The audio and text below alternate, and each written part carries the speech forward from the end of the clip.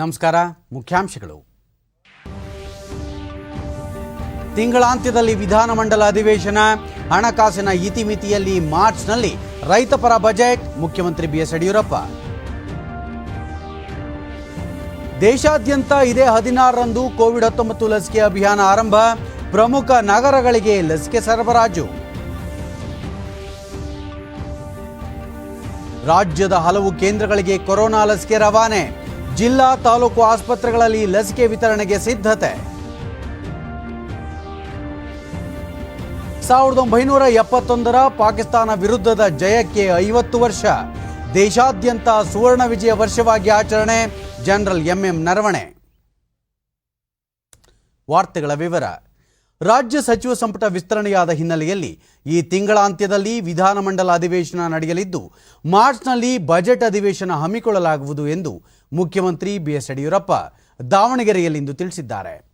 ಹಣಕಾಸಿನ ಇತಿಮಿತಿಯಲ್ಲಿಯೇ ಉತ್ತಮ ಹಾಗೂ ರೈತಪರ ಬಜೆಟ್ ಮಂಡಿಸಲು ಪ್ರಯತ್ನಿಸಲಾಗುವುದು ಎಂದ ಅವರು, ಕೇಂದ್ರ ನಾಯಕರ ಅಪೇಕ್ಷೆಯ ಮೇರೆಗೆ ಮಂತ್ರಿಮಂಡಲ ವಿಸ್ತರಣೆ ಮಾಡಿದ್ದು, ಒಂದು ಸ್ಥಾನವನ್ನು ಉಳಿಸಿಕೊಳ್ಳಲಾಗಿದೆ ಎಂದು ಹೇಳಿದರು. ಸಂಪುಟ ವಿಸ್ತರಣೆ ಕುರಿತು ಯಾರಲ್ಲಾದರೂ ಅಸಮಾಧಾನವಿದ್ದಲ್ಲಿ ಅವರು ನೇರವಾಗಿ ಪಕ್ಷದ ವರಿಷ್ಠರೊಂದಿಗೆ ಚರ್ಚಿಸಬೇಕು. ಅದರ ಬದಲು ಅನಗತ್ಯ ಆರೋಪ ಮಾಡಿ ಗೊಂದಲಮಯ ವಾತಾವರಣ ಸೃಷ್ಟಿಸಬಾರದು ಎಂದು ಮುಖ್ಯಮಂತ್ರಿ ಮನವಿ ಮಾಡಿದರು. ಕೇಂದ್ರ ನಾಯಕರ ಮಾರ್ಗದರ್ಶನದಲ್ಲಿ ಮುಂದಿನ 2.5 ವರ್ಷಗಳು ರಾಜ್ಯದ ಅಭಿವೃದ್ಧಿಯ ಕಡೆಗೆ ಗಮನ ಹರಿಸಲಾಗುವುದು ಎಂದರು. ಕೇಂದ್ರದ ನಾಯಕರ ಜೊತೆ ಹೋಗಿ ಮಾತನಾಡಿ ಏನು ನಿಮ್ಮ ಆರೋಪ ಇದೆ ಅದನ್ನು ತಿಳಿಸೋಕ್ಕೆ ನಿಮ್ಮ ಯಾರೂ ಅಡ್ಡಿ ಮಾಡೋದಿಲ್ಲ. ಆದರೆ ಇಲ್ಲಿ ಹೇಳಿಕೆಯನ್ನು ಕೊಡೋದ್ರ ಮೂಲಕ ಗೊಂದಲ ಉಂಟು ಮಾಡಿ ವಾತಾವರಣನ ಕೆಡಿಸೋ ಪ್ರಯತ್ನ ಮಾಡುವಂಥದ್ದು ಶಿಸ್ತಿಗೆ ಧಕ್ಕೆ ತಂದಂತಾಗುತ್ತೆ. ಇದು ಪಕ್ಷದಲ್ಲಿ ನಡೆಯೋಲ್ಲ. ಇದಕ್ಕೆ ಅವಕಾಶ ಕೊಡಬೇಡಿ. ಮತ್ತು ಯಾರೇನೇ ಹೇಳಿದ್ರು ಕೇಂದ್ರ ನಾಯಕರು ಹೇಳಿದಂತೆ ಇನ್ನು ಸುಮಾರು 2.25 ವರ್ಷ ಉಳಿದ ಅವಧಿಯಲ್ಲಿ ರಾಜ್ಯದ ಅಭಿವೃದ್ಧಿ ಬಗ್ಗೆ ವಿಶೇಷ ಗಮನವನ್ನು ಕೊಡೋದಿದ್ದೇನೆ. ಅದನ್ನು ಯಾರೂ ತಡೆಯೋಕ್ಕೆ ಸಾಧ್ಯ ಇಲ್ಲ. ಕೇಂದ್ರದ ನಾಯಕರ ಆಶೀರ್ವಾದ ಇರೋದರಿಂದ ಅಲ್ಲಿವರೆಗೆ ನಾನು ಬರೋ ದಿವಸಗಳಲ್ಲಿ ಅಭಿವೃದ್ಧಿ ಕಡೆ ವಿಶೇಷ ಗಮನವನ್ನು ಕೊಡ್ತೇನೆ. ವಿಶ್ವದ ಅತಿ ದೊಡ್ಡ ಕೋವಿಡ್-19 ಲಸಿಕೆ ಅಭಿಯಾನ ದೇಶದಲ್ಲಿ ಇದೇ 16ರಿಂದ ಆರಂಭಗೊಳ್ಳಲಿದ್ದು, ಎಲ್ಲ ರಾಜ್ಯಗಳ ದಾಸ್ತಾನು ಕೇಂದ್ರಗಳಿಗೆ ಕೋವಿಡ್ ಲಸಿಕೆ ಪೂರೈಕೆ ಮಾಡಲಾಗುತ್ತಿದೆ. ಭಾರತ್ ಬಯೋಟೆಕ್ ಮತ್ತು ಸೆರಮ್ ಇನ್ಸ್ಟಿಟ್ಯೂಟ್ ಆಫ್ ಇಂಡಿಯಾ ಕಂಪನಿಗಳಲ್ಲಿ ತಯಾರಾದ ಕೋವಿಡ್ ಲಸಿಕೆಗಳನ್ನು ಈಗಾಗಲೇ ದೇಶದ 16ಕ್ಕೂ ಹೆಚ್ಚು ಪ್ರಮುಖ ನಗರಗಳಿಗೆ ರವಾನಿಸಲಾಗಿದೆ. ಜೊತೆಗೆ ಕೇಂದ್ರ ಸರ್ಕಾರ ಲಸಿಕೆ ಅಭಿಯಾನಕ್ಕಾಗಿ ರಾಜ್ಯಗಳಿಗೆ ಅನುದಾನ ಕೂಡ ಬಿಡುಗಡೆ ಮಾಡಿದೆ. ಮೊದಲ ಹಂತದಲ್ಲಿ ಆದ್ಯತೆಯ ಮೇರೆಗೆ 3 ಕೋಟಿಗೂ ಹೆಚ್ಚು ಆರೋಗ್ಯ ಕಾರ್ಯಕರ್ತರಿಗೆ ಲಸಿಕೆ ನೀಡಲಾಗುವುದು.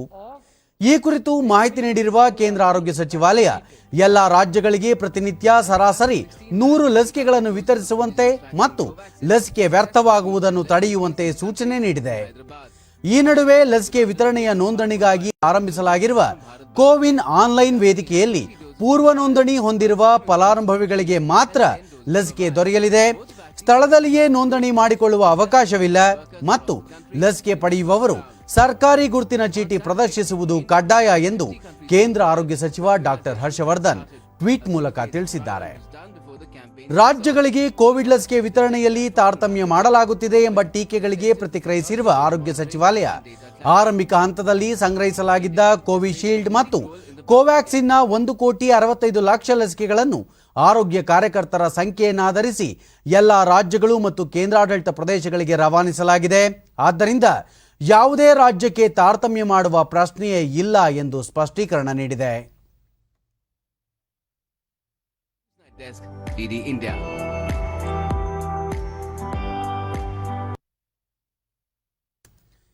ಚಿಕ್ಕಬಳ್ಳಾಪುರದಲ್ಲಿ ನಿನ್ನೆ ನಡೆದ ಬಿಜೆಪಿ ಜನಸೇವಕ ಸಮಾವೇಶವನ್ನು ಆರೋಗ್ಯ ಸಚಿವ ಡಾಕ್ಟರ್ ಕೆ ಸುಧಾಕರ್ ಉದ್ಘಾಟಿಸಿದರು. ವಿಧಾನ ಪರಿಷತ್ ಸದಸ್ಯ ವೈಎ ನಾರಾಯಣಸ್ವಾಮಿ, ಚಿದಾನಂದಗೌಡ ಮತ್ತಿತರರು ಉಪಸ್ಥಿತರಿದ್ದರು. ನಂತರ ಡಾಕ್ಟರ್ ಕೆ ಸುಧಾಕರ್, ಜಗತ್ತಿನ ಎಲ್ಲ ದೇಶಗಳಿಗೆ ಹೋಲಿಸಿದರೆ ಕೋವಿಡ್-19 ಸೋಂಕನ್ನು ಅತ್ಯಂತ ಪರಿಣಾಮಕಾರಿಯಾಗಿ ನಿರ್ವಹಿಸಿದ ಮೊದಲ ರಾಷ್ಟ್ರ ಭಾರತವಾಗಿದೆ. ರಾಜ್ಯಕ್ಕೆ 2 ಕಂಪನಿಗಳ ಕೋವಿಡ್ ಲಸಿಕೆ ಪೂರೈಕೆಯಾಗಿದ್ದು, ಬೆಂಗಳೂರು ಹಾಗೂ ಬೆಳಗಾವಿಯಲ್ಲಿ ದಾಸ್ತಾನು ಮಾಡಲಾಗಿದೆ. ಕೇವಲ 210 ರೂಪಾಯಿ ಅಗ್ಗದ ದರದಲ್ಲಿ ಲಸಿಕೆ ದೊರೆಯಲಿದ್ದು, ಸಂಪೂರ್ಣ ಸುರಕ್ಷಿತವಾಗಿದೆ ಎಂದು ಹೇಳಿದರು. ಆದರೆ ಇವತ್ತು ಮಾನ್ಯ ಪ್ರಧಾನಮಂತ್ರಿಗಳ ದಿಟ್ಟ ನಾಯಕತ್ವದಿಂದ ಇಡೀ ವಿಶ್ವದಲ್ಲಿ ಹೇಳ್ತೇನೆ, ಇಷ್ಟು ಒಳ್ಳೆ ರೀತಿಯಲ್ಲಿ ಕೋವಿಡ್ ಅನ್ನ ನಿಯಂತ್ರಣ ಮಾಡಿರ್ತಕ್ಕಂಥ ಇನ್ನೊಂದು ದೇಶ ಇಲ್ಲ. ಇನ್ನು ಮುಂಬರುವ ಜಿಲ್ಲಾ ಹಾಗೂ ತಾಲೂಕು ಪಂಚಾಯಿತಿ ಚುನಾವಣೆ ಹಿನ್ನೆಲೆಯಲ್ಲಿ ಪಕ್ಷ ಸಂಘಟನೆಗೆ ಕಾರ್ಯಕರ್ತರು ಶ್ರಮಿಸುವಂತೆ ಅವರು ಕರೆ ನೀಡಿದರು. ಕರ್ನಾಟಕದಲ್ಲಿ ಬಿಜೆಪಿ ಏನಾದರೂ ಸ್ವಲ್ಪ ನಾವು ಬೇರೆ ಬೇರೆ ಜಿಲ್ಲೆಗಳಿಗೆ ಹೋಲಿಕೆ ಮಾಡಿದ್ರೆ ನಮ್ಮ ಚಿಕ್ಕಬಳ್ಳಾಪುರ, ಕೋಲಾರ, ಬೆಂಗಳೂರು ಗ್ರಾಮಾಂತರ, ರಾಮನಗರ, ಈ ದಕ್ಷಿಣ ಕರ್ನಾಟಕದಲ್ಲಿ ಕೆಲವು ಜಿಲ್ಲೆಗಳಲ್ಲಿ ನಮ್ಮ ಸಂಘಟನೆ ಇನ್ನೂ ಕೂಡ ಚುರುಕಾಗಬೇಕಾಗ್ತದೆ, ಗಟ್ಟಿಯಾಗಬೇಕಾಗ್ತದೆ. ಅದಕ್ಕೆ ನಮ್ಮ ಭಾಗದಲ್ಲಿ ವಿಶೇಷವಾಗಿ ಚಿಕ್ಕಬಳ್ಳಾಪುರ, ಕೋಲಾರ, ಈ ಅವಳಿ ಜಿಲ್ಲೆಗಳು ಅಂತ ಏನು ಹೇಳ್ತೀವಿ, ಇಲ್ಲಿ ನಾವು ಸಂಘಟನೆಯನ್ನ ಹೆಚ್ಚು ಮಾಡಬೇಕಾಗ್ತದೆ. ಹೈದರಾಬಾದ್ ಮೂಲದ ಭಾರತ್ ಬಯೋಟೆಕ್ ಕಂಪನಿ ದೇಶೀಯವಾಗಿ ಅಭಿವೃದ್ಧಿಪಡಿಸಿರುವ ಕೋವ್ಯಾಕ್ಸಿನ್ ಲಸಿಕೆಗಳು ರಾಜ್ಯಕ್ಕೆ ಆಗಮಿಸಿದ್ದು, ಆರೋಗ್ಯಾಧಿಕಾರಿಗಳು ಸಾಕಷ್ಟು ಮುನ್ನೆಚ್ಚರಿಕಾ ಕ್ರಮಗಳನ್ನು ಕೈಗೊಂಡು ಅದರ ಪರಿಶೀಲನೆ ನಡೆಸುತ್ತಿದ್ದಾರೆ. ರಾಜ್ಯದಲ್ಲಿ ಬೆಂಗಳೂರು, ಬೆಳಗಾವಿಯಲ್ಲಿ ಲಸಿಕೆಗಳ ದಾಸ್ತಾನಿಗೆ ವ್ಯವಸ್ಥೆ ಮಾಡಲಾಗಿದೆ. ಭಾರತ್ ಬಯೋಟೆಕ್ 55 ಲಕ್ಷ ಡೋಸ್ ಲಸಿಕೆಗಳನ್ನು ಅಭಿವೃದ್ಧಿಪಡಿಸಿದ್ದು, ಈ ಪೈಕಿ ಮೊದಲ ಹಂತದಲ್ಲಿ 2.4 ಲಕ್ಷ ಡೋಸ್ ಲಸಿಕೆಗಳನ್ನು 12 ರಾಜ್ಯಗಳಿಗೆ ರವಾನೆ ಮಾಡಲಾಗಿದೆ. ಬೃಹತ್ ಬೆಂಗಳೂರು ಮಹಾನಗರ ಪಾಲಿಕೆಯಲ್ಲಿ ಗುರುತಿಸಿರುವ ಆರೋಗ್ಯ ಕಾರ್ಯಕರ್ತರಿಗಾಗಿ ಇಂದು ಮೊದಲ ಕಂತಿನಲ್ಲಿ 1,05,000 ಕೋವಿಶೀಲ್ಡ್ ಲಸಿಕೆಗಳನ್ನು ಪೂರೈಕೆ ಮಾಡಲಾಗಿದ್ದು, ಉಳಿದ ಲಸಿಕೆಗಳನ್ನು ಮುಂದಿನ ಕಂತಿನಲ್ಲಿ ನೀಡಲಿದ್ದಾರೆ ಎಂದು ಬಿಬಿಎಂಪಿ ಆಯುಕ್ತ ಎನ್ ಮಂಜುನಾಥ್ ಪ್ರಸಾದ್ ತಿಳಿಸಿದ್ದಾರೆ. ರಾಜ್ಯ ಸರ್ಕಾರದ ನಿರ್ದೇಶನದ ಪ್ರಕಾರ ಇದೇ 16ರಂದು ಬಿಬಿಎಂಪಿ ವ್ಯಾಪ್ತಿಯ 6 ಕೇಂದ್ರಗಳಲ್ಲಿ ಕೋವಿಶೀಲ್ಡ್ ಲಸಿಕೆ ವಿತರಣೆ ಆರಂಭಿಸಲಾಗುತ್ತಿದ್ದು, ಅಂದು ಪ್ರತಿ ಕೇಂದ್ರದಲ್ಲಿಯೂ 100 ಆರೋಗ್ಯ ಕಾರ್ಯಕರ್ತರಿಗೆ ಲಸಿಕೆ ನೀಡಲಾಗುತ್ತಿದೆ ಎಂದು ಅವರು ಮಾಹಿತಿ ನೀಡಿದ್ದಾರೆ. ಕೋವಿಡ್-19 ನಿರೋಧಕ ಲಸಿಕೆ ಕೋವಿಶೀಲ್ಡ್ ತಡರಾತ್ರಿ ಚಿತ್ರದುರ್ಗ ಜಿಲ್ಲೆಗೆ ಆಗಮಿಸಿತು. ಜಿಲ್ಲಾಧಿಕಾರಿ ಕವಿತಾ ಎಸ್ ಮನ್ನಿಕೇರಿ ನೇತೃತ್ವದಲ್ಲಿ ಅಧಿಕಾರಿಗಳು ಲಸಿಕೆಗಳನ್ನು ಪರಿಶೀಲಿಸಿದ ನಂತರ ಜಿಲ್ಲಾ ಪ್ರಾದೇಶಿಕ ಲಸಿಕಾ ಕೇಂದ್ರದ ಉಗ್ರಾಣದಲ್ಲಿ ಇರಿಸಲಾಯಿತು.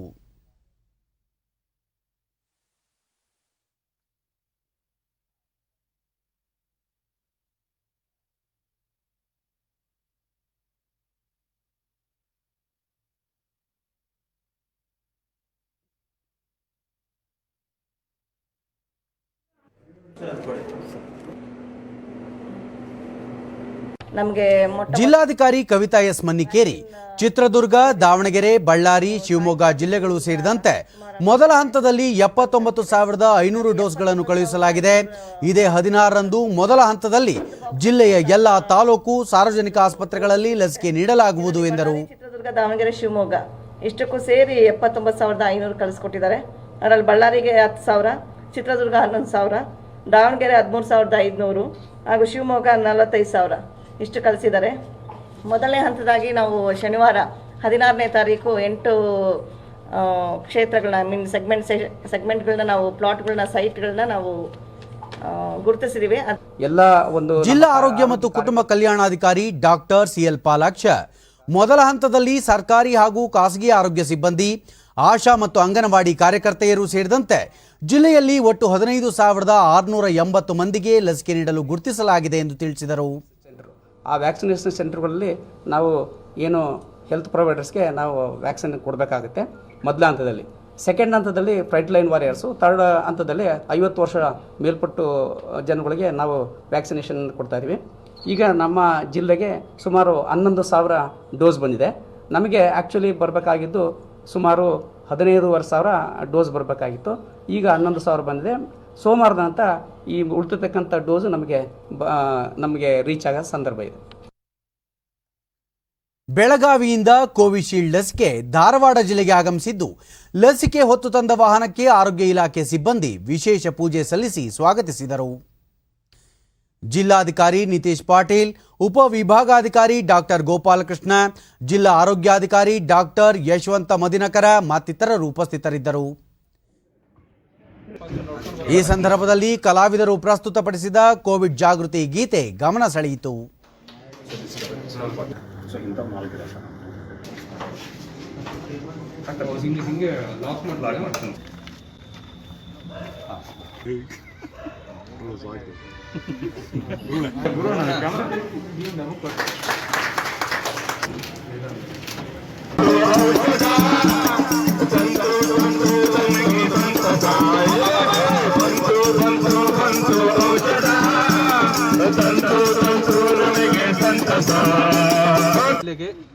ನಂತರ ನಿತೇಶ್ ಪಾಟೀಲ್ ಜಿಲ್ಲೆಗೆ 11,000 ಕೋವಿಶೀಲ್ಡ್ ಲಸಿಕೆ ಬಂದಿದ್ದು ಜಿಲ್ಲಾ ಲಸಿಕೆ ಸಂಗ್ರಹಣಾಗಾರದಲ್ಲಿ ಇರಿಸಲಾಗಿದೆ. ನಾಡಿದ್ದು ಜಿಲ್ಲೆಯ 6 ಕೇಂದ್ರಗಳಲ್ಲಿ ಲಸಿಕೆ ಹಾಕಲಾಗುವುದು ಎಂದು ತಿಳಿಸಿದರು. ಜನವರಿ 16ನೇ ತಾರೀಕು ನಾವು ಕೋವಿಡ್-19 ವ್ಯಾಕ್ಸಿನೇಷನ್ ಅನ್ನು 6 ಕಡೆ ನಾವು ಅದನ್ನು ಲಾಂಚ್ ಮಾಡ್ತಾ ಇದ್ದೇವೆ. ಪ್ರಧಾನಮಂತ್ರಿ ಶ್ರೀ ನರೇಂದ್ರ ಮೋದಿ ಅವರು 16ನೇ ತಾರೀಕು ಲಾಂಚ್ ಮಾಡ್ತಾ ಇದ್ದಾರೆ. ಅದರಲ್ಲಿ 2 ವೇ ಕಮ್ಯುನಿಕೇಷನಲ್ಲಿ ಬೆಂಗಳೂರು ಮತ್ತು ಹುಬ್ಬಳ್ಳಿ 2 ಸೆಂಟರ್ ಮಾತ್ರ ಮಾಡಿದ್ದಾರೆ. ಸೊ ಇಡೀ ಉತ್ತರ ಕರ್ನಾಟಕಕ್ಕೆ ಹುಬ್ಬಳ್ಳಿಯಿಂದ 2 ವೇ ಕಮ್ಯುನಿಕೇಷನಲ್ಲಿ ಶ್ರೀ ನರೇಂದ್ರ ಮೋದಿ ಮಾನ್ಯ ಪ್ರಧಾನಮಂತ್ರಿಗಳು ಅದನ್ನು ಚಾಲನೆ ಕೊಡ್ತಾರೆ. ಮತ್ತು ರಾಜ್ಯ ಸರ್ಕಾರದಿಂದ ಕೂಡ ಟೋಟಲ್ 7 ಕೇಂದ್ರಗಳಲ್ಲಿ ನಾವು 16ನೇ ತಾರೀಕನ್ನು ಚಾಲನೆ ಕೊಡ್ತಾ ಇದ್ದೇವೆ. ಯಲ್ಚೇನಹಳ್ಳಿ ಮೆಟ್ರೋ ನಿಲ್ದಾಣದಿಂದ ರೇಷ್ಮೆ ಸಂಸ್ಥೆ ಮೆಟ್ರೋ ನಿಲ್ದಾಣದವರೆಗಿನ 6 ಕಿಲೋಮೀಟರ್ ಉದ್ದದ ಮೆಟ್ರೋ ಹಸಿರು ಮಾರ್ಗಕ್ಕೆ ಇಂದು ಕೇಂದ್ರದ ವಸತಿ ಮತ್ತು ನಗರ ವ್ಯವಹಾರಗಳ ರಾಜ್ಯ ಸಚಿವ ಹರ್ದೀಪ್ ಸಿಂಗ್ ಪುರಿ ವಿಡಿಯೋ ಕಾನ್ಫರೆನ್ಸ್ ಮೂಲಕ ಚಾಲನೆ ನೀಡಲಿದ್ದಾರೆ. ಬೆಂಗಳೂರು ಮೆಟ್ರೋ ರೈಲು ನಿಗಮ ನಿಯಮಿತ ಆಯೋಜಿಸಿರುವ ಈ ಕಾರ್ಯಕ್ರಮದಲ್ಲಿ ಮುಖ್ಯಮಂತ್ರಿ ಬಿಎಸ್ ಯಡಿಯೂರಪ್ಪ ಪಾಲ್ಗೊಳ್ಳಲಿದ್ದಾರೆ. ಯಲ್ಚೇನಹಳ್ಳಿಯಿಂದ ಅಂಜನಾಪುರದವರೆಗೆ 5 ನಿಲ್ದಾಣಗಳಿವೆ. 2016ರಲ್ಲಿ ಆರಂಭಗೊಂಡಿದ್ದ ವಿಸ್ತರಿತ ಮಾರ್ಗದ ಕಾಮಗಾರಿ 508 ಕೋಟಿ ರೂಪಾಯಿ ವೆಚ್ಚದಲ್ಲಿ ಮುಕ್ತಾಯಗೊಂಡಿದೆ. ಇದರೊಂದಿಗೆ ಅಂಜನಾಪುರದಿಂದ ಬೆಂಗಳೂರು ಅಂತಾರಾಷ್ಟ್ರೀಯ ವಸ್ತು ಪ್ರದರ್ಶನ ಕೇಂದ್ರ BIEC-ವರೆಗಿನ ಹಸಿರು ಮಾರ್ಗ ಒಟ್ಟು 33.79 ಕಿಲೋಮೀಟರ್ ಇರಲಿದೆ. ರಾಷ್ಟ್ರೀಯ ವಿಜ್ಞಾನ ಸಂವಹನ ಮತ್ತು ನೀತಿ ಸಂಶೋಧನಾ ಸಂಸ್ಥೆ NISCPR ಅನ್ನು ಕೇಂದ್ರ ಆರೋಗ್ಯ ಮತ್ತು ಕುಟುಂಬ ಕಲ್ಯಾಣ ಸಚಿವ ಡಾಕ್ಟರ್ ಹರ್ಷವರ್ಧನ್ ದೆಹಲಿಯಲ್ಲಿಂದು ಉದ್ಘಾಟಿಸಿದರು. ನಂತರ ಅವರು ಇತ್ತೀಚಿನ ವರ್ಷಗಳಲ್ಲಿ ಭಾರತ ವಿಜ್ಞಾನ ತಂತ್ರಜ್ಞಾನ ಮತ್ತು ಸಂಶೋಧನಾ ಕ್ಷೇತ್ರದಲ್ಲಿ ದಾಪುಗಾಲು ಇಡುತ್ತಿದ್ದು ಈ ಕ್ಷೇತ್ರದಲ್ಲಿ ವಿಶ್ವದ 10 ಪ್ರಮುಖ ರಾಷ್ಟ್ರಗಳ ಪೈಕಿ ಒಂದಾಗಿದೆ ಎಂದು ಅಭಿಪ್ರಾಯಪಟ್ಟರು. ವಿಜ್ಞಾನ ಕುರಿತು ಜನರಿಗೆ ಸ್ಪಷ್ಟ ಮಾಹಿತಿ ಲಭ್ಯವಾಗುತ್ತಿಲ್ಲ. ಈ ನಿಟ್ಟಿನಲ್ಲಿ ಸಂಶೋಧನಾ ಸಂಸ್ಥೆಗಳು ಹೆಚ್ಚು ಕೆಲಸ ಮಾಡಬೇಕು ಎಂದು ತಿಳಿಸಿದರು. 2 ಸಂಸ್ಥೆಗಳನ್ನು ವಿಲೀನಗೊಳಿಸಿ ರಾಷ್ಟ್ರೀಯ ವಿಜ್ಞಾನ ಸಂವಹನ ಮತ್ತು ನೀತಿ ಸಂಶೋಧನಾ ಸಂಸ್ಥೆಯನ್ನು ಸ್ಥಾಪಿಸಲಾಗಿದ್ದು ಇದು ಮುಂದಿನ ಪೀಳಿಗೆಗೆ ಹೆಚ್ಚು ಸುಧಾರಿತ ಶಿಕ್ಷಣ ಮತ್ತು ಅವಕಾಶಗಳನ್ನು ಕಲ್ಪಿಸಲಿದೆ ಎಂದು ಅವರು ವಿಶ್ವಾಸ ವ್ಯಕ್ತಪಡಿಸಿದರು.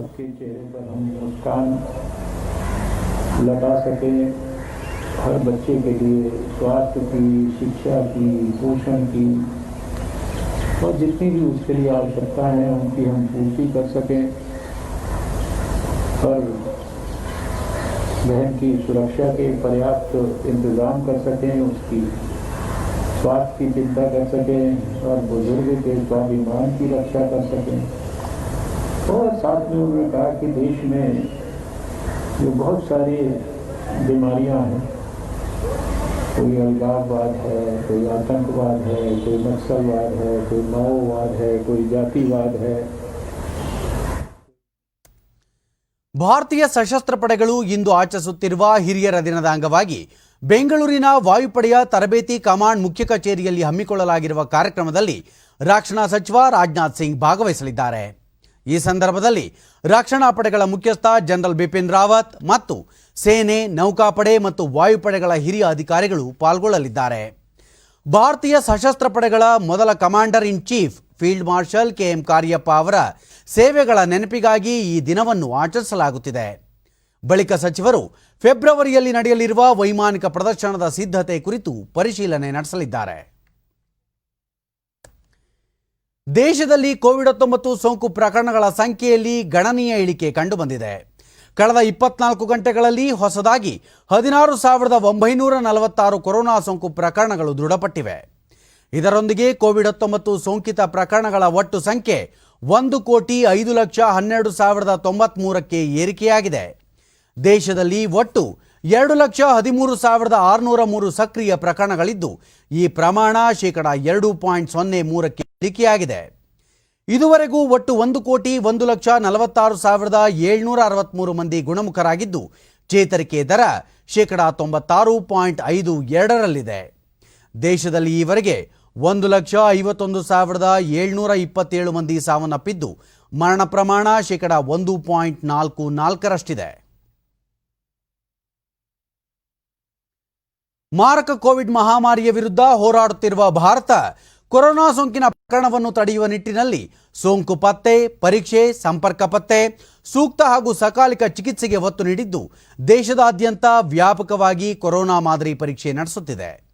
ನಿನ್ನೆ ಒಂದೇ ದಿನ ದೇಶದಲ್ಲಿ 7,43,191 ಕೊರೋನಾ ಮಾದರಿ ಪರೀಕ್ಷೆ ನಡೆಸಲಾಗಿದ್ದು, ಇದರೊಂದಿಗೆ ದೇಶದಲ್ಲಿ ಈವರೆಗೆ ನಡೆಸಲಾದ ಒಟ್ಟು ಕೊರೋನಾ ಮಾದರಿಗಳ ಪರೀಕ್ಷೆಗಳ ಸಂಖ್ಯೆ 18,42,32,305 ದಾಟಿದೆ ಎಂದು ಭಾರತೀಯ ವೈದ್ಯಕೀಯ ಸಂಶೋಧನಾ ಮಂಡಳಿ ICMR ತಿಳಿಸಿದೆ. ಈ ನಿಟ್ಟಿನಲ್ಲಿ ದೇಶದಲ್ಲಿ ಪರೀಕ್ಷಾ ಸೌಲಭ್ಯಕ್ಕೆ ಆದ್ಯತೆ ನೀಡಲಾಗಿದ್ದು, ಪ್ರತಿನಿತ್ಯ 15 ಲಕ್ಷ ಕೊರೋನಾ ಪರೀಕ್ಷೆ ನಡೆಸುವ ಸಾಮರ್ಥ್ಯ ಇದೆ ಎಂದು ICMR ತಿಳಿಸಿದೆ. ವಿಶ್ವ ಆರೋಗ್ಯ ಸಂಸ್ಥೆ WHO ವಿಶೇಷ ತಜ್ಞರ ತಂಡ ಇಂದು ಚೈನಾದ ವುಹಾನ್ ನಗರಕ್ಕೆ ಭೇಟಿ ನೀಡಲಿದ್ದು, ಕೊರೋನಾ ವೈರಸ್ ಸೋಂಕಿನ ಮೂಲವನ್ನು ಪತ್ತೆ ಹಚ್ಚಲಿದೆ. 2019ರ ಡಿಸೆಂಬರ್ ತಿಂಗಳಲ್ಲಿ ಚೈನಾದ ವುಹಾನ್ ನಗರದಲ್ಲಿ ಮೊದಲ ಕೊರೋನಾ ವೈರಸ್ ಸೋಂಕು ಪತ್ತೆಯಾಗಿತ್ತು. ಈ ಸೋಂಕಿನ ಲಕ್ಷಣ ಮತ್ತು ವಾಸ್ತವತೆಯನ್ನು ತಿಳಿದುಕೊಳ್ಳಲು ವಿಶ್ವ ಆರೋಗ್ಯ ಸಂಸ್ಥೆಯ 10 ತಜ್ಞರನ್ನೊಳಗೊಂಡ ತಂಡ ಸಿಂಗಾಪುರದಿಂದ ವುಹಾನ್ಗೆ ತೆರಳಿ ಕೂಲಂಕಷವಾಗಿ ತನಿಖೆ ಕೈಗೊಳ್ಳಲಿದೆ.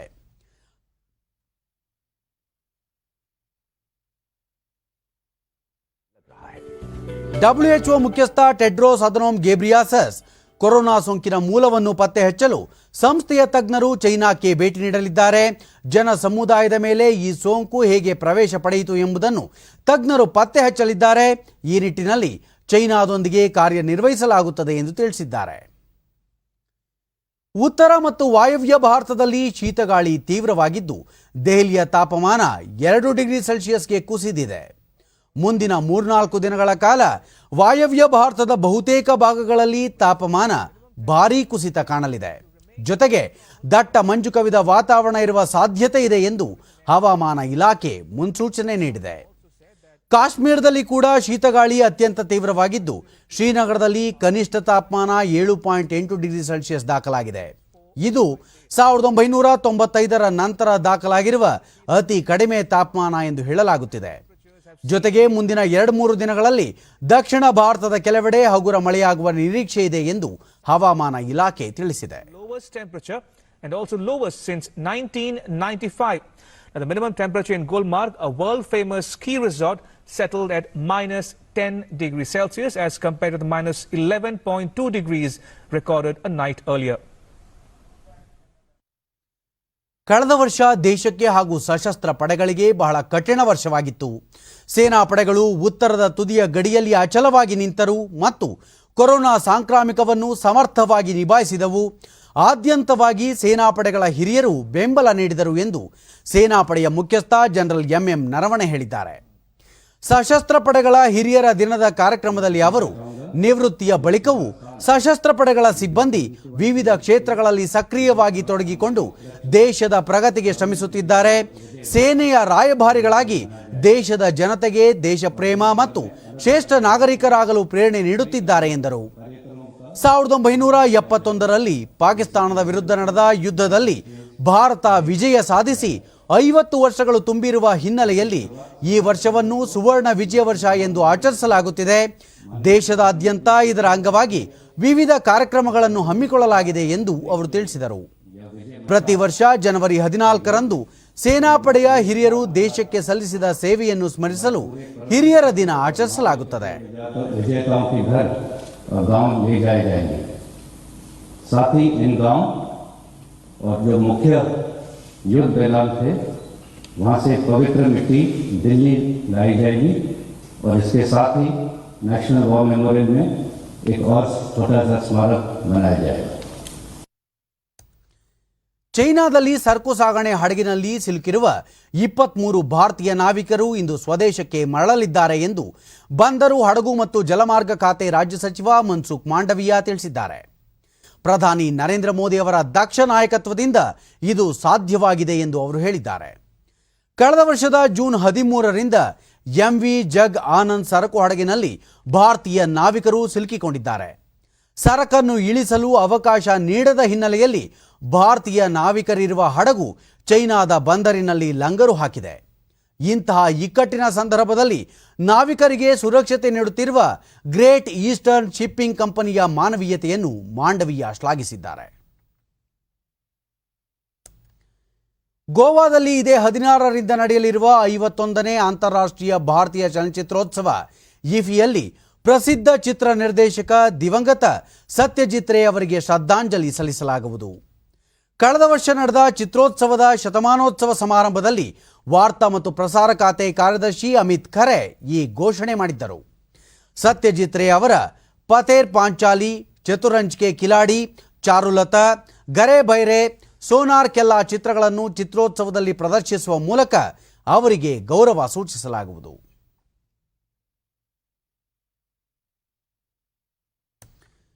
ಹೊಸ ವರ್ಷದ ಮೊದಲ ಹಬ್ಬ ಮಕರ ಸಂಕ್ರಾಂತಿಯನ್ನು ಇಂದು ದೇಶದೆಲ್ಲೆಡೆ ಸಂಭ್ರಮದಿಂದ ಆಚರಿಸಲಾಗುತ್ತಿದೆ.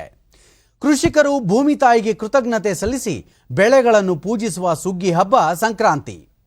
ಸೂರ್ಯ ಮಕರ ರಾಶಿಗೆ ಪ್ರವೇಶಿಸುವ ಸಂದರ್ಭವಾದ ಉತ್ತರಾಯಣ ಕಾಲವನ್ನು ಭಾರತ ಹಾಗೂ ನೇಪಾಳದಲ್ಲಿ ಸಡಗರದಿಂದ ಆಚರಿಸಲಾಗುತ್ತಿದೆ. ದೇಶದ ವಿವಿಧ ರಾಜ್ಯಗಳಲ್ಲಿ ಬೇರೆ ಬೇರೆ ಹೆಸರುಗಳಿಂದ ಈ ಹಬ್ಬದ ಆಚರಣೆ ರೂಢಿಯಲ್ಲಿದೆ. ಅಸ್ಸಾಂನಲ್ಲಿ ಮಾಘಬಿಹು, ಪಂಜಾಬ್ನಲ್ಲಿ ಮಾಗಿ ಲೋಹ್ರಿ, ಮಧ್ಯ ಭಾರತದಲ್ಲಿ ಸುಕ್ರತ್, ತಮಿಳುನಾಡಿನಲ್ಲಿ ಪೊಂಗಲ್, ಉತ್ತರಾಖಂಡದಲ್ಲಿ ಗುಗುಟಿ ಎಂದು ಕರೆದರೆ ಕರ್ನಾಟಕ, ಒಡಿಶಾ, ಮಹಾರಾಷ್ಟ್ರ, ಗೋವಾ, ಪಶ್ಚಿಮ ಬಂಗಾಳ, ಉತ್ತರ ಪ್ರದೇಶಗಳಲ್ಲಿ ಮಕರ ಸಂಕ್ರಾಂತಿ ಎಂಬ ಹೆಸರಿನಿಂದ ಹಬ್ಬ ಆಚರಿಸಲಾಗುತ್ತದೆ. ಜನರು ಹೊಸ ಬಟ್ಟೆ ತೊಟ್ಟು ತಳಿರು ತೋರಣ, ರಂಗವಲ್ಲಿಗಳಿಂದ ಮನೆಗಳನ್ನು ಅಲಂಕರಿಸಿ ಪೊಂಗಲ್ ತಯಾರಿಸಿ ಹಬ್ಬ ಆಚರಿಸುತ್ತಾರೆ. ಸಂಕ್ರಾಂತಿಯನ್ನು ಎಳ್ಳು ಬೆಲ್ಲ ಹಂಚಿ ಶುಭ ಹಾರೈಸುವ ಸಂಪ್ರದಾಯ ರೂಢಿಯಲ್ಲಿದೆ. ಹಳ್ಳಿಗಳಲ್ಲಿ ತಮ್ಮ ರಾಸುಗಳಿಗೆ ಅಲಂಕಾರ ಮಾಡಿ ಕಿಚ್ಚು ಹಾಯಿಸುವ ಸಂಭ್ರಮ ಸಾಮಾನ್ಯ. ಇನ್ನೂ ಕೆಲವೆಡೆ ಹೆಣ್ಣು ಮಕ್ಕಳು ಜೋಕಾಲಿ ಆಡುವ ಸಂಪ್ರದಾಯವನ್ನೂ ಕಾಣಬಹುದು. ದೇವಾಲಯಗಳಲ್ಲಿ ಹಬ್ಬದ ಅಂಗವಾಗಿ ವಿಶೇಷ ಅಲಂಕಾರ, ಪೂಜೆ ನೆರವೇರಿಸಲಾಗುತ್ತದೆ. This festival is celebrated for 4 days. Pongal primarily is an agriculture festival in which sun is worshipped. Pongal is a symbol of sun's journey from south to north. Bureau Report, DD India. ನಾಡಿನಾದ್ಯಂತ ಸಂಭ್ರಮ ಸಡಗರದಿಂದ ಮಕರ ಸಂಕ್ರಾಂತಿ ಹಬ್ಬವನ್ನು ಆಚರಿಸಲಾಗುತ್ತಿದೆ. ಮುಂಜಾನೆಯಿಂದಲೇ ಜನರು ದೇವಾಲಯಗಳಿಗೆ ತೆರಳಿ ವಿಶೇಷ ಪೂಜೆ ಸಲ್ಲಿಸುತ್ತಿದ್ದಾರೆ. ಬೆಂಗಳೂರಿನ ಗವಿಗಂಗಾಧರೇಶ್ವರ, ಅಯ್ಯಪ್ಪ ಸ್ವಾಮಿ ದೇವಾಲಯ ಸೇರಿದಂತೆ ವಿವಿಧ ದೇವಾಲಯಗಳಲ್ಲಿ ವಿಶೇಷ ಪೂಜಾ ಕಾರ್ಯಗಳು ನೆರವೇರುತ್ತಿವೆ.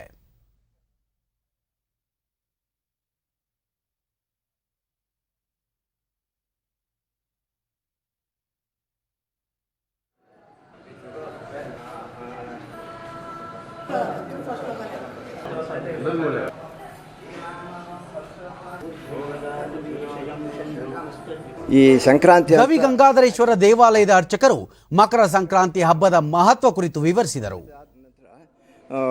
ಸೂರ್ಯನು ಮಕರ ರಾಶಿಯ ಒಳಗೆ ಪ್ರವೇಶ ಮಾಡ್ತಾನೆ. ಪ್ರವೇಶ ಮಾಡಿದಾಗ ದಕ್ಷಿಣಾಯನದಿಂದ ಉತ್ತರಾಯಣಕ್ಕೆ ಪ್ರವೇಶ ಆದಂಗೆ ಆಗುತ್ತೆ.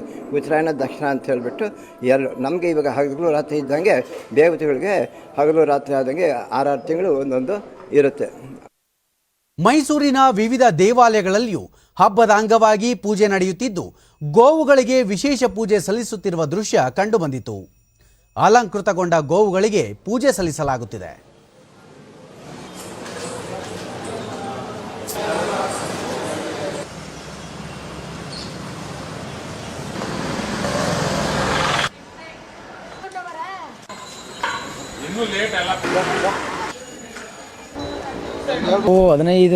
DD ನ್ಯೂಸ್ನೊಂದಿಗೆ ಗೋಪಾಲಕ Murthy.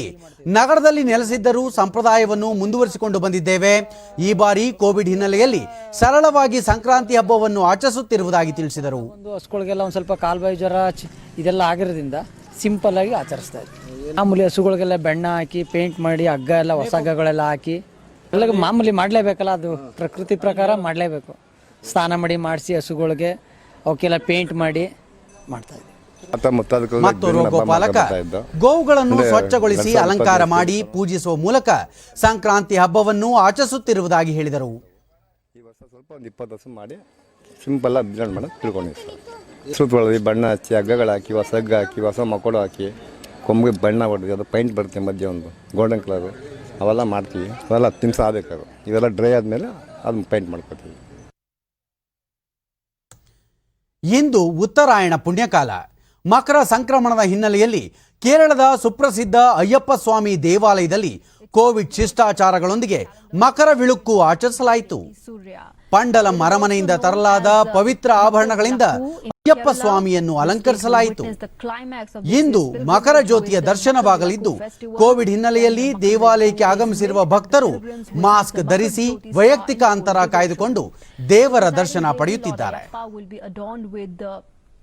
Thiruvabharan, the sacred ornaments brought from Pandalam Palace, which is believed to be his ancestral home.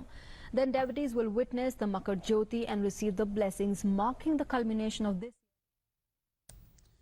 ಮಕರ ಸಂಕ್ರಾಂತಿಯ ಅಂಗವಾಗಿ ಕೇಂದ್ರ ಗೃಹ ಸಚಿವ ಅಮಿತ್ ಶಾ ಅವರಿಂದು ಅಹಮದಾಬಾದ್ ಜಗನ್ನಾಥ ದೇವಾಲಯದಲ್ಲಿ ವಿಶೇಷ ಪೂಜೆ ನೆರವೇರಿಸಿದರು. ದೇವರಿಗೆ ಸ್ವಯಂ ಪುಷ್ಪಾರ್ಚನೆ ಆರತಿ ಮಾಡಿದ ಅಮಿತ್ ಶಾ ಸಾಮೂಹಿಕ ಸಂಕೀರ್ತನೆಯಲ್ಲೂ ಪಾಲ್ಗೊಂಡರು. गृह मंत्री पूजा कर रहे हैं.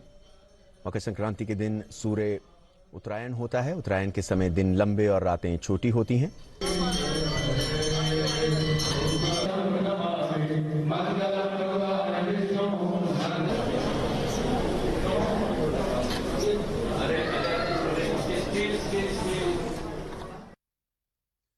ಮಕರ ಸಂಕ್ರಮಣದ ಶುಭ ದಿನದಂದೇ ಹರಿದ್ವಾರದಲ್ಲಿ ವಿಶ್ವವಿಖ್ಯಾತ ಕುಂಭಮೇಳಕ್ಕೆ ಚಾಲನೆ ದೊರೆತಿದೆ. ದೇಶದ ವಿವಿಧ ಭಾಗಗಳಿಂದ ಆಗಮಿಸಿರುವ ಜನರು ಇಲ್ಲಿನ ಗಂಗಾ, ಯಮುನಾ, ಸರಸ್ವತಿ ನದಿಗಳ ತ್ರಿವೇಣಿ ಸಂಗಮದಲ್ಲಿ ಪುಣ್ಯಸ್ನಾನ ಮಾಡಿ ಪೂಜೆ ಸಲ್ಲಿಸುತ್ತಿದ್ದಾರೆ. ಕುಂಭಮೇಳಕ್ಕಾಗಿ ಆಗಮಿಸಿರುವ ಭಕ್ತರಿಗೆ ಆಹಾರ ಮತ್ತು ವಸತಿ ವ್ಯವಸ್ಥೆಗಳನ್ನು ಕಲ್ಪಿಸಲಾಗಿದ್ದು, ಕೋವಿಡ್ ಮುನ್ನೆಚ್ಚರಿಕೆ ಕ್ರಮವಾಗಿ ಕಡ್ಡಾಯವಾಗಿ ಮಾಸ್ಕ್ ಧರಿಸುವಂತೆ ಸೂಚಿಸಲಾಗಿದೆ. ಹರಿದ್ವಾರ, ಪ್ರಯಾಗ್ರಾಜ್, ಉಜ್ಜಯಿನಿ ಮತ್ತು ನಾಸಿಕ್ಗಳಲ್ಲಿ ಕುಂಭಮೇಳ ನಡೆಯುತ್ತದೆ. ಈ ವರ್ಷ ಹರಿದ್ವಾರದಲ್ಲಿ ಉತ್ಸವ ಆಯೋಜಿಸಲಾಗಿದೆ. 14 जनवरी को मकर संक्रांति का दिन हरिद्वार में होने वाले गंगा स्नान कुछ इसी तरह से की है. ಅಯೋಧ್ಯೆ ಶ್ರೀರಾಮ ಮಂದಿರ ನಿರ್ಮಾಣ ಕಾರ್ಯಕ್ಕೆ ಆರಂಭಿಸಲಾಗಿರುವ ನಿಧಿ ಸಮರ್ಪಣಾ ಅಭಿಯಾನದ ಕರಪತ್ರವನ್ನು ಶ್ರೀರಾಮ ಜನ್ಮಭೂಮಿ ತೀರ್ಥಕ್ಷೇತ್ರ ನ್ಯಾಸದ ಸದಸ್ಯರಾದ ಪೇಜಾವರ ಮಠದ ವಿಶ್ವಪ್ರಸನ್ನ ತೀರ್ಥ ಸ್ವಾಮೀಜಿ ಧರ್ಮಸ್ಥಳದಲ್ಲಿ ನಿನ್ನೆ ಬಿಡುಗಡೆ ಮಾಡಿದರು. ಈ ವೇಳೆ ಧರ್ಮಸ್ಥಳದ ಧರ್ಮಾಧಿಕಾರಿ ಡಾಕ್ಟರ್ ವೀರೇಂದ್ರ ಹೆಗ್ಗಡೆ ಉಪಸ್ಥಿತರಿದ್ದರು. ನಂತರ ಪೇಜಾವರ ಮಠಾಧೀಶ ಮಂದಿರ ನಿರ್ಮಾಣಕ್ಕೆ ಸುಮಾರು 400 ರಿಂದ 500 ಕೋಟಿ ರೂಪಾಯಿಗಳ ಅಗತ್ಯವಿದೆ. ಸಾರ್ವಜನಿಕರಿಂದ ನಿಧಿ ಸಂಗ್ರಹಿಸಲಾಗುತ್ತಿದೆ. ಇಂದಿನಿಂದ ನಿಧಿ ಸಂಗ್ರಹಣೆ ಕಾರ್ಯ ಆರಂಭವಾಗಲಿದ್ದು ಫೆಬ್ರವರಿ 27ರವರೆಗೆ ನಡೆಯಲಿದೆ ಎಂದರು. ಹಳ್ಳಿ ಹಳ್ಳಿಯನ್ನು ಕೂಡ ಕಾರ್ಯಕರ್ತರು ಸಂಚರಿಸಿ ಮನೆ ಮನೆಗೆ ಭೇಟಿ ನೀಡುತ್ತಾರೆ. ಭಕ್ತರು ನೀಡುವಂತಹ ಆ ಕಾಣಿಕೆಯನ್ನು ಯಾವುದೇ ಒತ್ತಡಗಳಿಗೆ ಅವಕಾಶ ಇಲ್ಲದಂತೆ ಅಷ್ಟೇ ನೀಡಬೇಕು, ಇಷ್ಟೇ ನೀಡಬೇಕು ಅಂತಕ್ಕಂಥ ಯಾವ ಒತ್ತಡವೂ ಇಲ್ಲ. ತಮ್ಮ ತಮ್ಮ ಸಾಮರ್ಥ್ಯಕ್ಕೆ ಅನುಗುಣವಾಗಿ. ಡಾಕ್ಟರ್ ವೀರೇಂದ್ರ ಹೆಗ್ಗಡೆ ಶ್ರೀರಾಮ ಮಂದಿರ ನಿರ್ಮಾಣಕ್ಕೆ 25 ಲಕ್ಷ ರೂಪಾಯಿ ದೇಣಿಗೆ ನೀಡುತ್ತಿರುವುದಾಗಿ ತಿಳಿಸಿದರು. ಇದು ಬಹಳ ವಿಶೇಷವಾಗಿ ನಾನು ಆಗಲೇ ಹೇಳಿದಾಗೆ ಎಸ್ಟಿಮೇಷನ್ ಕಡಿಮೆ ಆಯಿತು, ಸಂಪತ್ತು ಬಂದದ್ದು ಹೆಚ್ಚಾಯಿತು ಅನ್ನುವಂಥ ಮಾತು ಬರುವಂತೆ ಆಗಲಿ ಅಂತೇಳಿ ಧರ್ಮಸ್ಥಳ ಕ್ಷೇತ್ರದಲ್ಲಿ ಮಾತನ್ನು ಬಹಳ ದೃಢವಾಗಿ ನಾನು ಹೇಳ್ತಾ ನಿಮ್ಮೆಲ್ಲರಿಗೂ ಕೂಡ ನಾನು ಶುಭವನ್ನು ಹಾರೈಸ್ತೇನೆ. ತಮ್ಮ ಅಧಿಕಾರವನ್ನು ಹಸ್ತಾಂತರಿಸಲು 1 ವಾರ ಇರುವಾಗಲೇ ಅಮೆರಿಕ ಅಧ್ಯಕ್ಷ ಡೊನಾಲ್ಡ್ ಟ್ರಂಪ್ ಅವರ ಇಂಪೀಚ್ಮೆಂಟ್ ಮಹಾಭಿಯೋಗದ ನಿರ್ಣಯವನ್ನು ಅಲ್ಲಿನ ಸಂಸತ್ತು ಅಂಗೀಕರಿಸಿದೆ. ಇದರಿಂದ ಡೊನಾಲ್ಡ್ ಟ್ರಂಪ್ 2 ಬಾರಿ ಮಹಾಭಿಯೋಗ ಎದುರಿಸಿದ ಮೊದಲ ಅಮೆರಿಕ ಅಧ್ಯಕ್ಷರಾಗಿದ್ದಾರೆ. ಕೆಳಮನೆಯಲ್ಲಿ 232, 197 ಮತಗಳ ಅಂತರದಲ್ಲಿ ಮಹಾಭಿಯೋಗದ ನಿರ್ಣಯಕ್ಕೆ ಅಂಗೀಕಾರ ದೊರೆತಿದೆ. ಲಿಚ್ಚೆನೆ ಸೇರಿದಂತೆ ಎಲ್ಲ ಡೆಮಾಕ್ರಾಟ್ಸ್ ಮತ್ತು 10 ರಿಪಬ್ಲಿಕನ್ಸ್ ಸದಸ್ಯರು ಕೂಡ ಇದಕ್ಕೆ ಬೆಂಬಲ ವ್ಯಕ್ತಪಡಿಸಿದ್ದಾರೆ. ಕ್ಯಾಪಿಟಲ್ ಕಟ್ಟಡದ ಮೇಲಿನ ದಾಳಿಗೆ ಪ್ರಚೋದಿಸಿದ ಆರೋಪಕ್ಕೆ ಸಂಬಂಧಿಸಿದಂತೆ ಡೊನಾಲ್ಡ್ ಟ್ರಂಪ್ ಅಮೆರಿಕ ಸಂಸತ್ತಿನಿಂದ ದೋಷಾರೋಪಣೆಗೆ ಗುರಿಯಾಗಿದ್ದಾರೆ. ಡೆಮಾಕ್ರಾಟ್ನ ಜೋ ಬೈಡನ್ ಅವರು ಅಮೆರಿಕದ ಅಧ್ಯಕ್ಷ ಸ್ಥಾನವನ್ನು ವಹಿಸಿಕೊಳ್ಳುವ ಜನವರಿ 20ರ ಮುನ್ನ ಸೆನೆಟ್ ಯಾವುದೇ ವಿಚಾರಣೆಯನ್ನು ನಡೆಸುವುದಿಲ್ಲ. ಅಂದರೆ ಟ್ರಂಪ್ ಅವಧಿಗೆ ಮುನ್ನವೇ ಹೊರಹೋಗುವ ಅಪಾಯದಿಂದ ಪಾರಾಗಿದ್ದಾರೆ. ಥಾಯ್ಲೆಂಡ್ ಓಪನ್ ಸೂಪರ್ ಬ್ಯಾಡ್ಮಿಂಟನ್ ಟೂರ್ನಿಯಲ್ಲಿ ಒಲಿಂಪಿಕ್ ಕಂಚಿನ ಪದಕ ವಿಜೇತೆ ಭಾರತದ ಸೈನಾ ನೆಹ್ವಾಲ್ ಮತ್ತು ಕಿಡಂಬಿ ಶ್ರೀಕಾಂತ್ ಕ್ರಮವಾಗಿ ಮಹಿಳೆ ಮತ್ತು ಪುರುಷರ ಸಿಂಗಲ್ಸ್ ವಿಭಾಗದಲ್ಲಿ 2ನೇ ಸುತ್ತು ಪ್ರವೇಶಿಸಿದ್ದಾರೆ. ಬುಧವಾರ ನಡೆದ ಮೊದಲ ಸುತ್ತಿನ ಪಂದ್ಯದಲ್ಲಿ ಸೈನಾ 21-15, 21-15 ನೇರ ಗೇಮ್ಗಳಿಂದ ಮಲೇಷ್ಯಾದ ಕಿಸೋನಾ ಸೆಲ್ವದುರಾಯ್ ಅವರನ್ನು ಮಣಿಸಿದರು. ಶ್ರೀಕಾಂತ್ 21-12, 21-11 ಅಂತರದಿಂದ ಸೌರಭ್ ವರ್ಮಾ ಅವರನ್ನು ಸೋಲಿಸಿದರು. ಎರಡನೇ ಸುತ್ತಿನಲ್ಲಿ ಸೈನಾ ಥೈಲ್ಯಾಂಡ್ನ ಬುಸ್ನಾನ್ ಅವರನ್ನು ಎದುರಿಸಲಿದ್ದಾರೆ. ಶ್ರೀಕಾಂತ್ ಮಲೇಷ್ಯಾದ ಲೀಜಿ ಜೈಲ್ ಅವರ ವಿರುದ್ಧ ಸೆಣಸಲಿದ್ದಾರೆ. ಕೊನೆಯಲ್ಲಿ ಮತ್ತೊಮ್ಮೆ ಮುಖ್ಯಾಂಶಗಳು. ತಿಂಗಳಾಂತ್ಯದಲ್ಲಿ ವಿಧಾನಮಂಡಲ ಅಧಿವೇಶನ, ಹಣಕಾಸಿನ ಇತಿಮಿತಿಯಲ್ಲಿ ಮಾರ್ಚ್ನಲ್ಲಿ ರೈತಪರ ಬಜೆಟ್, ಮುಖ್ಯಮಂತ್ರಿ ಬಿಎಸ್ ಯಡಿಯೂರಪ್ಪ. ದೇಶಾದ್ಯಂತ ಇದೇ 16ರಂದು ಕೋವಿಡ್-19 ಲಸಿಕೆ ಅಭಿಯಾನ ಆರಂಭ, ಪ್ರಮುಖ ನಗರಗಳಿಗೆ ಲಸಿಕೆ ಸರಬರಾಜು. ರಾಜ್ಯದ ಹಲವು ಕೇಂದ್ರಗಳಿಗೆ ಕೊರೋನಾ ಲಸಿಕೆ ರವಾನೆ, ಜಿಲ್ಲಾ ತಾಲೂಕು ಆಸ್ಪತ್ರೆಗಳಲ್ಲಿ ಲಸಿಕೆ ವಿತರಣೆಗೆ ಸಿದ್ಧತೆ. 1971ರ ಪಾಕಿಸ್ತಾನ ವಿರುದ್ಧದ ಜಯಕ್ಕೆ 50 ವರ್ಷ, ದೇಶಾದ್ಯಂತ ಸುವರ್ಣ ವಿಜಯ ವರ್ಷವಾಗಿ ಆಚರಣೆ, ಜನರಲ್ ಎಂಎಂ ನರವಣೆ. ನಮ್ಮ ವಾರ್ತಾ ಪ್ರಸಾರವನ್ನು ನೀವು ಡಿಡಿ ಚಂದನ ನ್ಯೂಸ್ ಯೂಟ್ಯೂಬ್ ಚಾನೆಲ್ನಲ್ಲೂ ವೀಕ್ಷಿಸಬಹುದು. ನಮ್ಮ ಮುಂದಿನ ವಾರ್ತಾ ಪ್ರಸಾರ ಸಂಜೆ 4:30ಕ್ಕೆ ಡಿಡಿ ಚಂದನದಲ್ಲಿ. ನಮಸ್ಕಾರ.